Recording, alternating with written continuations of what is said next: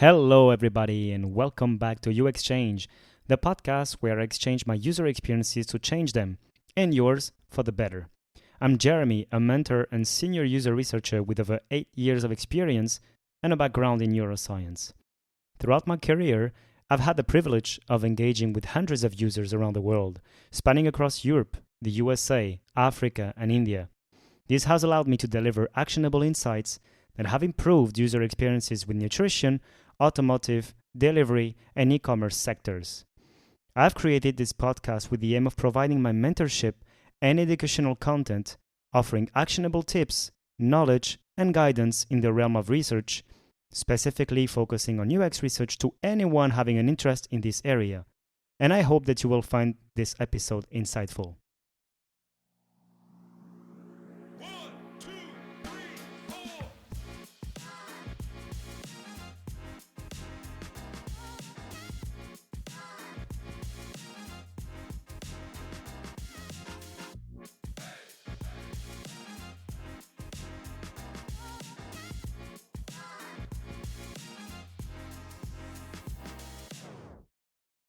Hello, everybody, and welcome back to U Exchange.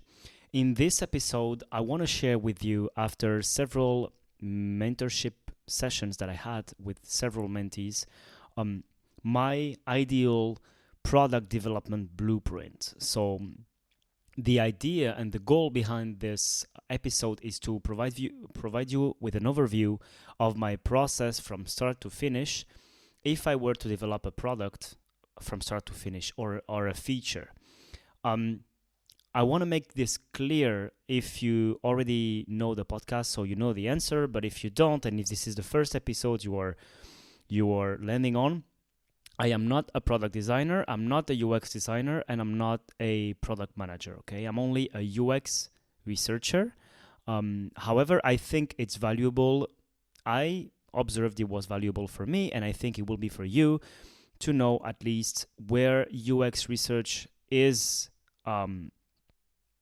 where does UX research fit inside of the big picture. And if you're not a UX researcher, maybe this episode can benefit you if you're a UX designer or a product manager. And if you're not any one of these, at least you will maybe learn at least one thing about the product development process. That's my goal throughout this episode. And so the idea, why did I make this episode, is because throughout my several mentorship sessions, I observed that there were a lot of questions that were asked to me by several mentees about the different stages we were in at some point in a given project. What would be the next stage? What methodology should I use? If I'm landing on a project at this stage, what can I do? If my product team skipped this stage, what can I do? And so on and so forth. And I think these questions are really essential. It's really good that you ask yourself these questions. But first of all, I want to emphasize that the product development process, it's really complicated to present it reflecting the reality. Because in essence, it's not something linear. It's more of a cycle. And it's, as for any cycle, it's difficult to start from one point, because there is a theory, and this is what I'm about to explain now. The theory, to present the theory, it's easy to start from point zero and to say, yeah, this is how things should be at every moment, at every time. But in reality, it's oftentimes not the case. If you want to build a product from scratch, maybe it can be. But if not, if you are in a product team in which you have been given the task to, evaluate the effectiveness of a product and so on and so forth, you will not be starting the process from scratch. And so it's natural to ask yourself this question, and I think this is healthy every time you're confronted with a task, be it for product design, UX research, and so on, so that you know at least where you are standing inside the whole picture and where your activities are fitting the global picture, first of all. And so, as I was saying, of course, yes, this is not a linear process. Everything that I'm about to say, you can do it, see that as building blocks. And what I'm about to introduce now is the best route to follow. It's like the perfect route, the ideal route you should follow to develop a product. But as anything theoretical, it will diverge a bit from the reality, a bit or a lot, depending on your situation. So that's the idea. First of all, see that as building blocks that can be moved, rearranged, duplicated, repeated. So sometimes you can conduct one of the steps I'm about to present several times. You can go back and reiterate and so on and so forth. So really, that's really important to have in mind throughout all the process I'm about to introduce you from start to finish, that this is not linear. It's easier for me to present it in a linear way, but it is not linear, and it is not the only one process. UX design and research, also UX design, product design are a messy practices, okay? We have processes to make it less messy as much as possible, but in nature, this is something that is messy, and you have to be at peace with the messiness, let's say, with the mess, sorry. And so that is the idea.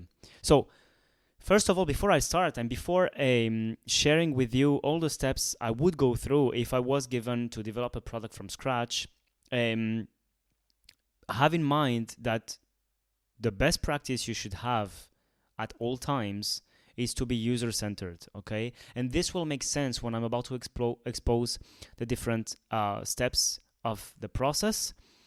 If you have the user front and center, everything will make sense regarding the steps I'm about to introduce. So for instance, have in mind that you want to research, prototype, test, and iterate. This is like the four main building blocks.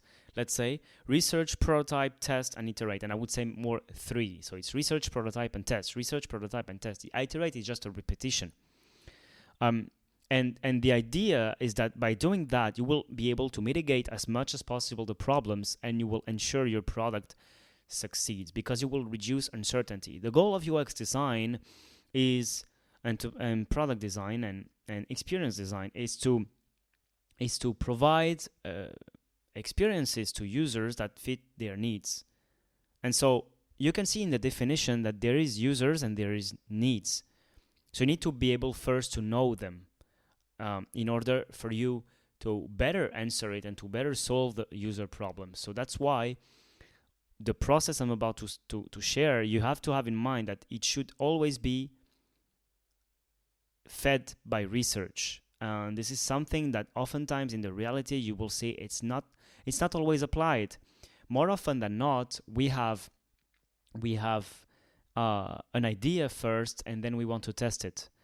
And it's even good when ideas are tested because it's not oftentimes the case, okay?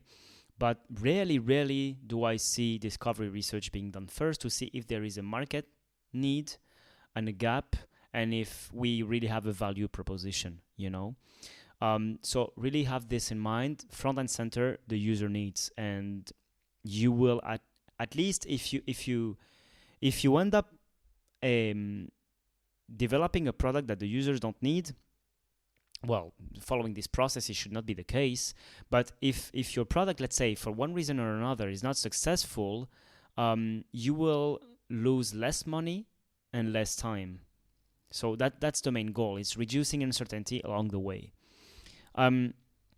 So in this episode, you can expect to learn about the different steps of my ideal product development process if everything was ideal. And I think it's good to have in mind because when you will be in the reality of the process, you will be able to tell how much you are diverging with this ideal process, basically.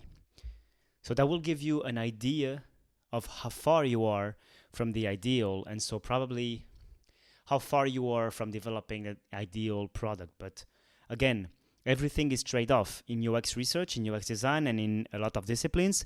Everything is trade-off. So at least you will be able to make informed decisions.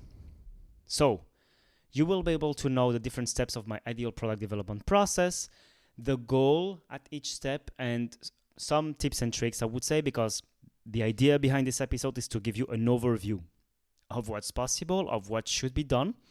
From my perspective, it is not meant to be exhaustive. This is my perspective, that is an agglomeration of my experience throughout the years, but probably this is not exhaustive. It's exhaustive from my point of view, but it might lack some other interesting approaches. And by the way, if you're interested in commenting and giving your point of view from your experience and your expertise, I would be really glad to read from you.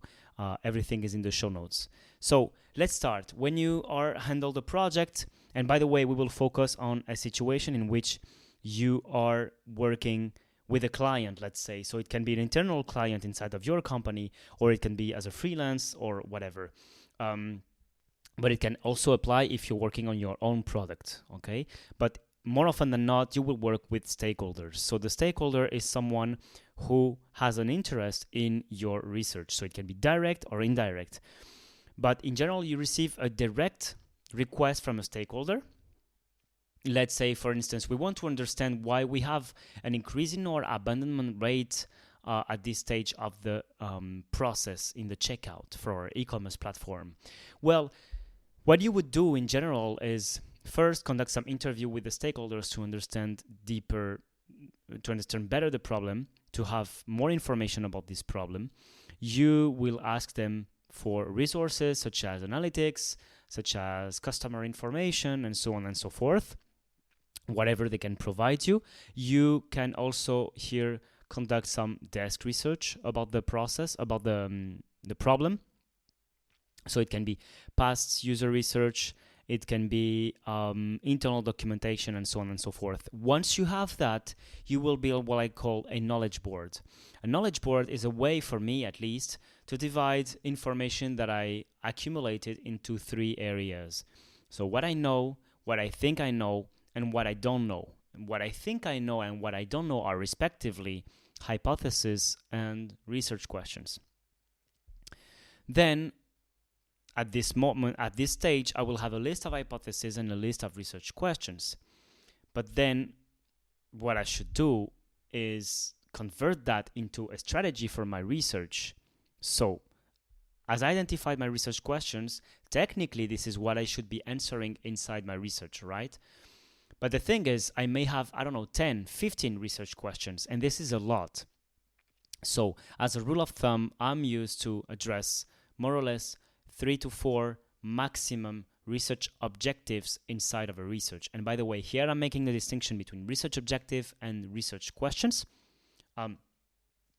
For me, the research objective is something that is guiding your research as a goal of the research, and is something that is phrased with an action verb oriented towards research, such as identify users' needs in terms of checkout process, or describe users' pain points when they are checking out, for instance. This is an objective. And as a rule of thumb, I tend to have 2 to 4 research objectives, and 3 is my most common number. Because if everything is a priority, nothing is. So that's why I give myself priorities, and 3 is better. Then I tend to subdivide these research objectives into research questions. And inside each research question, in front of each research question, I will have my methodology, and I will have the actual question that I will ask my users.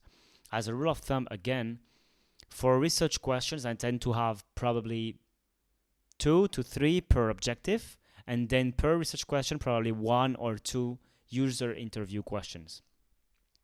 So, for instance, when we said describe users' needs in terms of checkout process, we could say, how can we align users' mental models when they're checking out, or how can we provide an intuitive checkout process?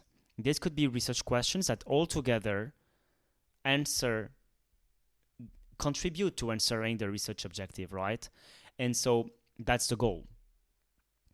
I craft that based on my knowledge board. That is the agglomeration of what I know, what I don't know, and what I think I know. But it's true that between the knowledge board and this research plan, there is a step in between, because it's true that the knowledge board, you can have many, many things that you want to sort out and that you would need to filter, you need to prioritize. You cannot address probably 20 research questions in one research project. So what I do is I filter this content, I prioritize it. First of all, the first approach is not all research questions, let's say, are created equal. You have some research questions that are more discovery, others that are more evaluative. You need to know what you want to know, basically. What is the type of research you want to conduct? So first of all, I group my research questions into buckets. The nature of the research question. And once it's done, I try to see, okay, here I have a bucket, it's like discovery. I will ask questions to my users only related to their experience in general and not to any product. Here it's evaluative. I need to show something to my users. Okay, but once I know that, I will be able to know if I need to do it or not based on the process based on the stage we are in the product development process. If we have a prototype to evaluate, then yes. If we don't, then I will focus on discovery research, basically. And so what can help us to answer that at this stage, what type of research to do, is basically sort all of your research knowledge that you have from your desk research in a matrix with two axes. What I do is, the first axis is the level of knowledge we know, basically, about this product, about this feature, about this project. What is our level of knowledge? Is it really scarce, or is it like really, really clear, the problem? What is the amount of knowledge we have about a given problem? And then on another axis, we have what is the risk, how high is the risk to launch the product or the feature, or an iteration of the product or the feature, if we are wrong. So basically, if we are wrong, would translate, in my opinion, to not conducting research properly.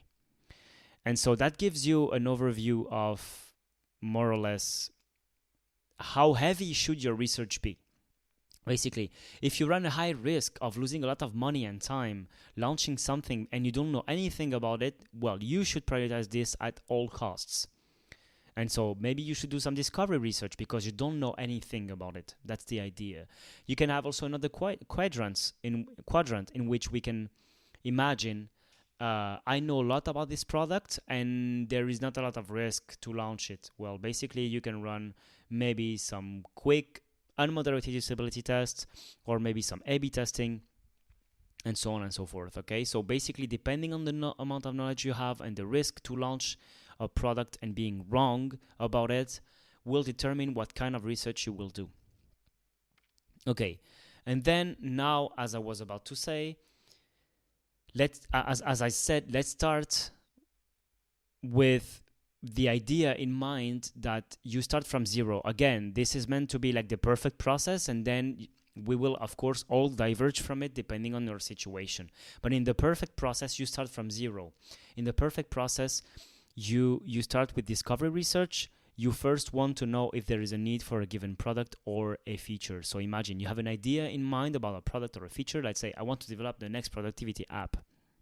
Okay, but well, what is your productivity app about? What is the problem? And so on and so forth. You can have an idea, but it might not be what your users need ultimately. So you need to test that.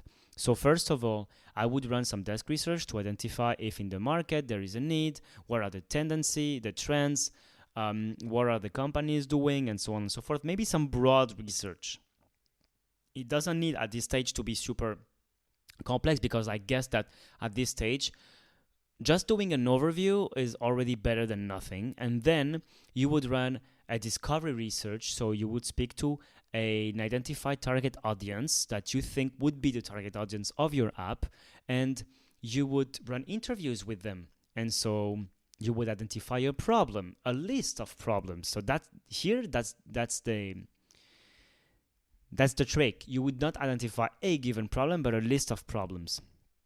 And so then based on that, so this is what I call the discovery stage.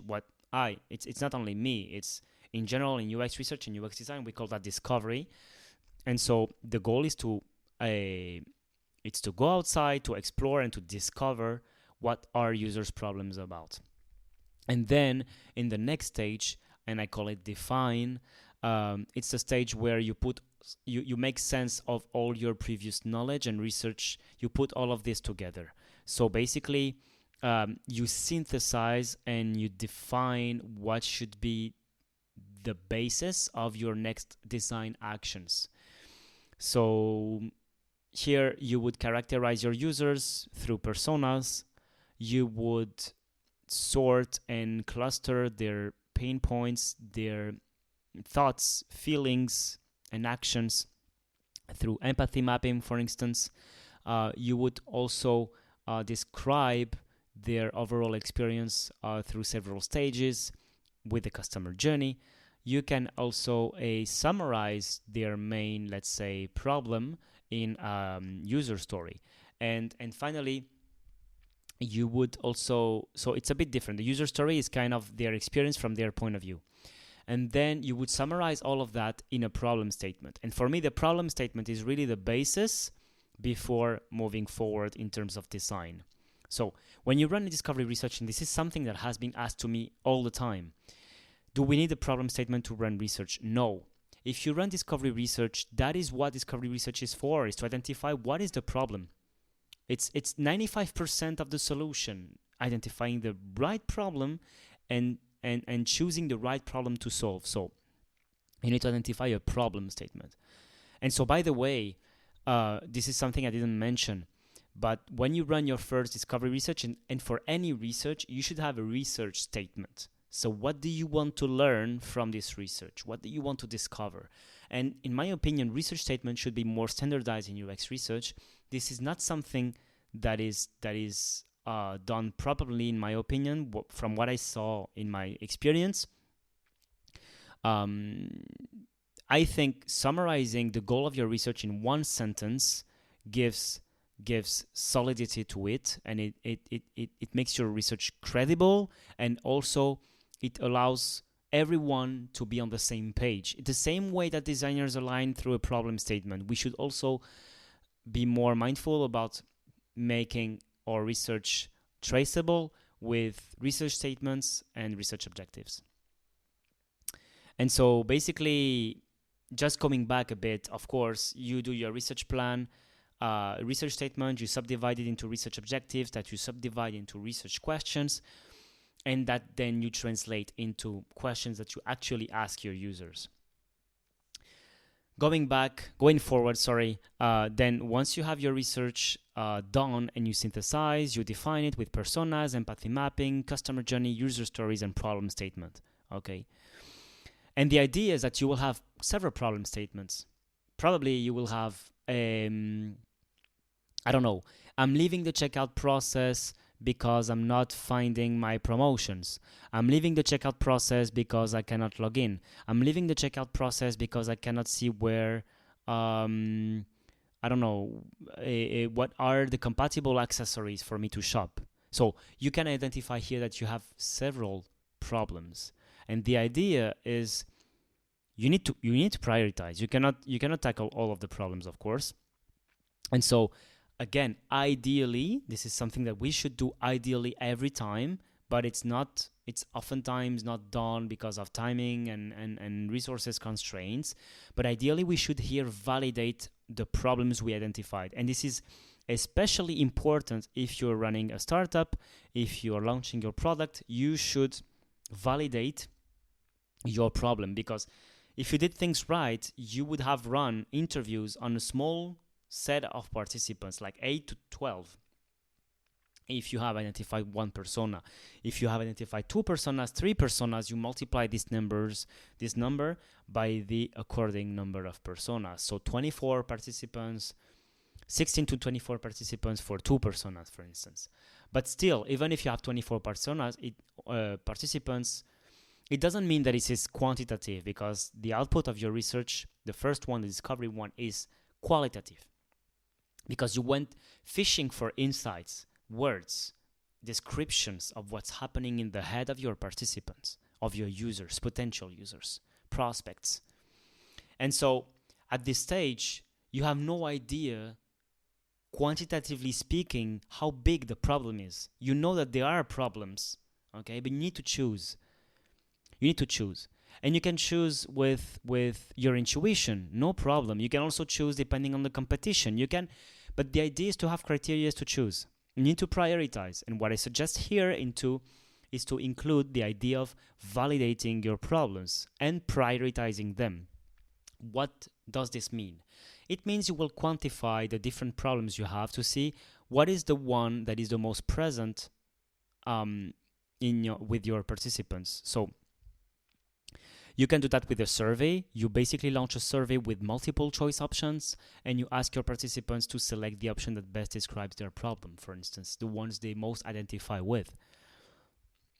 And you can also prioritize them depending on that. And you can also give them some scales, importance, frustration, and so on and so forth. And so basically, this will give you the experience part, the impact on the user experience part, when we say prioritize according to impact and effort, because then you have the effort, and for that you need to regroup, and that's the next step.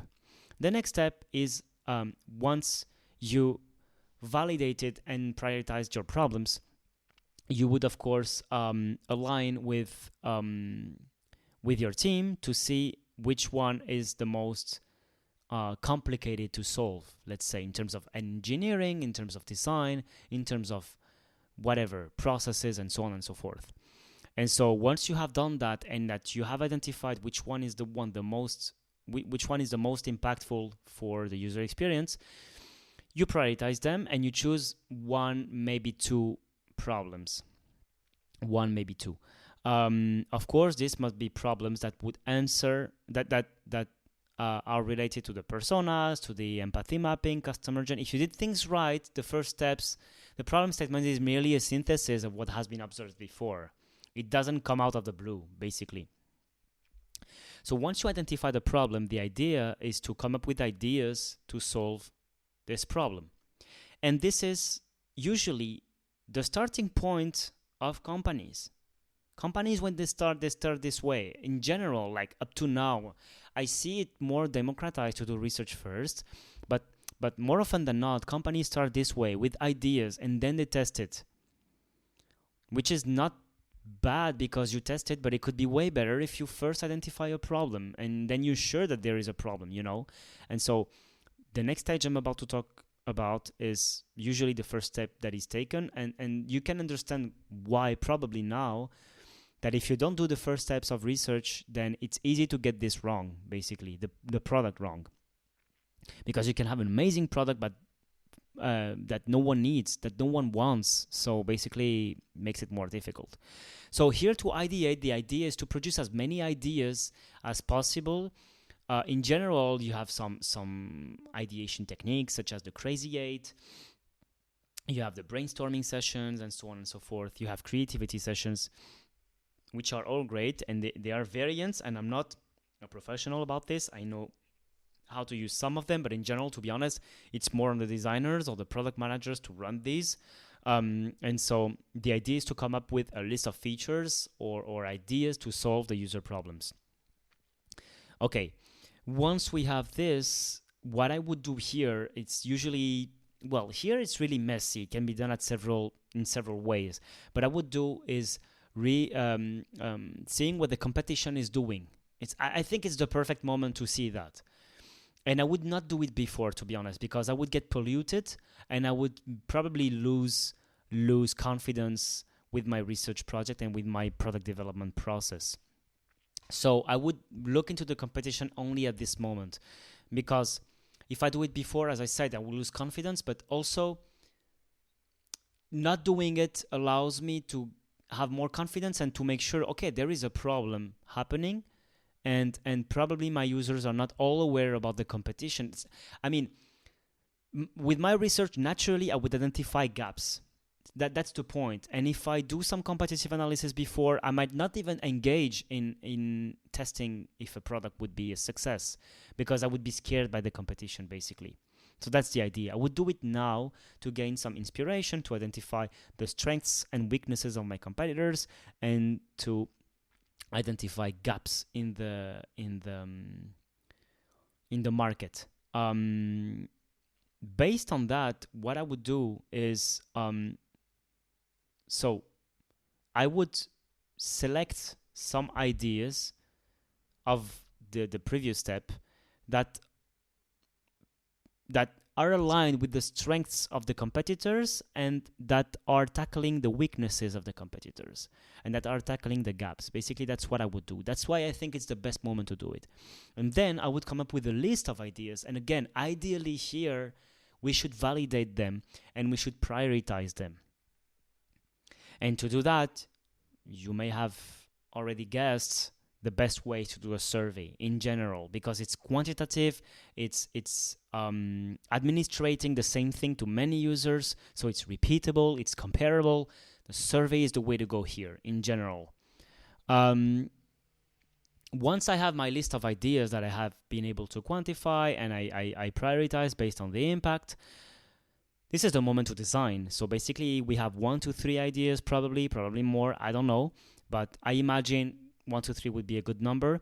And I would define what I call a goal statement. So the goal statement is a statement that directly answers a problem statement, okay? So you have the problem, you have your feature that you think will answer the problem. You summarize all of that into a goal statement. So we will provide users with introduce feature that will allow them to introduce benefit, as shown by introduce the way you will measure success with your product, basically. Then, based on that, you have your value proposition. Your value proposition is super important in terms of marketing, because this is basically, a value proposition is basically how you are providing value to your customers. And again, that's why ideally it was important to run competitive analysis before and your ideation and your research before, because the value proposition is fed by the features your product provides that are answering actually users' needs and that are solving users' problems that are not answered by current products. So this is why it would be the perfect process to follow to come up with a value proposition. And then you would get into the stage of prototyping. So basically, you have your let's get into the mindset of an app or of a web app. You prototype. So first of all, you need to define your information architecture. So you need to have an idea of all the features that go into your app, product, or service or website. Okay. Once you have that, you need to organize them, of course. It cannot be all a mess, okay? And so what I would recommend here is 3 things. The first thing is to be aware of the best practices in terms of information architecture, in terms of taxonomy, menus, hierarchy of information, and so on and so forth. Then, based on that, you can also go back a bit to the competition and see how they are organizing their information that is similar to yours. Okay. But that doesn't mean that you should simply copy them. You should also make something that is actually making sense for your users. And how to know that best than by running cart sorting to identify your layout, your taxonomy, and your hierarchy first according to users' needs, and then you would validate it through tree testing. That's the idea. Once you have that, you have an idea of where your information should go inside of a tree, let's say.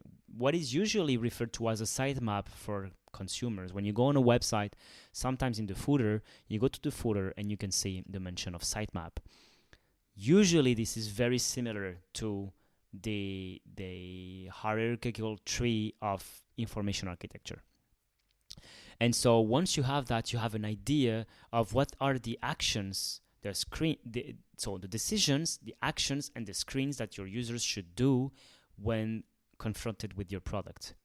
And so basically, you can map this in a user flow. So that would be the next step. You make a user flow.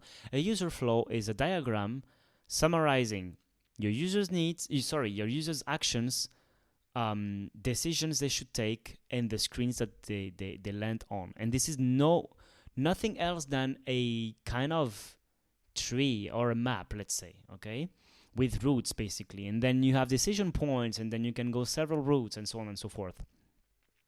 Once you know that, you get a bit more, let's say, precise in terms of the evolution of your experience, okay, from start to finish. So you can describe all of that in a storyboard, basically. Storyboard, I'm not getting into specifics, but you have two types of storyboards usually. You have what we call a big picture storyboard. So it's like what we are used to when we read comics. So it's seeing your users from a, how can I say, a third person perspective. I don't know how to call that. Sorry if I get this wrong, but it's basically you see your users from the outside. So you can represent basically a human being interacting with your product and having some thoughts about the product, sharing their thoughts, sharing their problems, and then you summarize the interaction with the product, and then at the end you write some captions saying, okay, the problem is solved. Woohoo, awesome. That's the idea. And you also have the close-up storyboard. The close-up storyboard is basically kind of a zoom of your interaction between the user and the product. So if it's an app, it's basically your user. It's a zoom of your user interacting with the device, with the smartphone. So that's the first thing. So storyboards. And then you would get into the specifics of the screens that your users should encounter. So here we are talking about wireframing. So wireframing is kind of giving the skeleton of your app or your website. And here at this stage, again, ideally what I would do if I was given all the resources and the time in the world, which is never the case, I would test my wireframe. So I would do some qualitative user testing. Not usability, here it's called a user testing. So user testing is a bigger family encompassing usability and other kind of tests, such as card sorting and so on. User testing is all the tests you do with users. So here it's basically a user test. You provide your wireframe to your users and you gather some feedback. It will probably be called more a concept testing. So the wireframe is just a representation of your app as a skeleton with, let's say, it's the structure of your app. So imagine it like boxes, lines of text, shapes, black and white representation. It's nothing finished. It's not polished UI. It's just a representation of a skeleton of your app. And then the next step would be to refine every time a bit more your prototype. So you go low fidelity to high fidelity. So basically at each one of those steps, you do some user testing to refine the prototype, basically. The difference between them is that in the low fidelity, not everything will be active in terms of interactions, not everything will be available, and in the high fidelity, it's almost a finished product. And so the idea here is to have a user test at each one of those steps. And finally, you would provide recommendations as a UX researcher to your product team. The recommendations you give, it's the same as the user problems we saw before. The recommendation are the output of your research, and then synthesize. You should give your UX designer, product manager, a synthesis of all these pain points and issues as a problem statement. And again, it should be, you should prioritize the next steps based on the impact on the user experience and also the feasibility.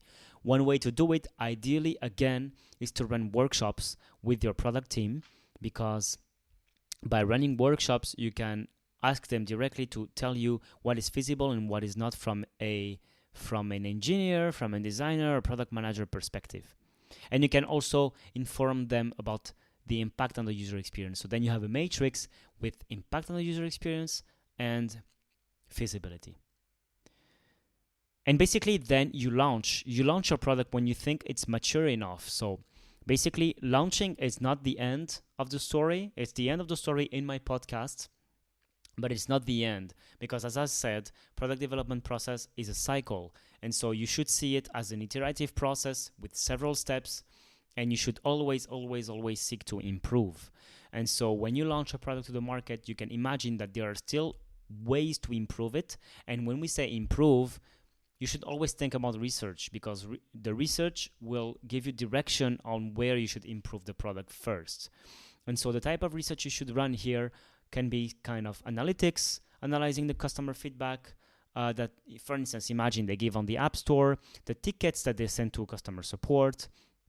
You can run some diary study to ask them in the wild to give you answers about how they use the product and what is going wrong with it. In-app surveys, you can also schedule some follow-up interviews, usability tests, and the cycle starts all over again. So, in a nutshell, start with research. Research your users, but also your stakeholders.